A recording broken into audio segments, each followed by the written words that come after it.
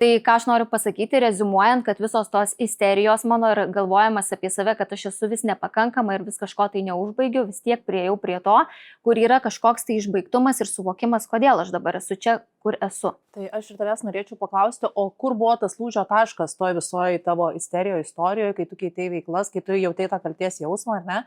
Tai kada tu pradėjai suprasti, kad vis tik nereikia to kalties jausmo jausti ir kad čia yra kelias, kuriuo reikia nueiti konkrečiai tau, kad atrastum tai, kas tau labiausiai patinka?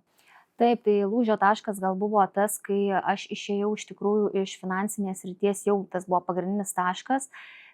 Supratau, kad koks tas buvo pirmas mano supratimas. Suvokimas, kad su tuo kalties jausmu aš gyvenu tik tai kaip su būsena. Atėjo vidinis jausmas, vidinis suvokimas. Ir kad ko žmogus iš tikrųjų ieško, tai ieško net nesrities, kuri jam labiausiai patinka, bet jis ieško būsenos, kurioje gali jaustis gerai bet kokią veiklą darant, nekaltinant savęs. Tiesiog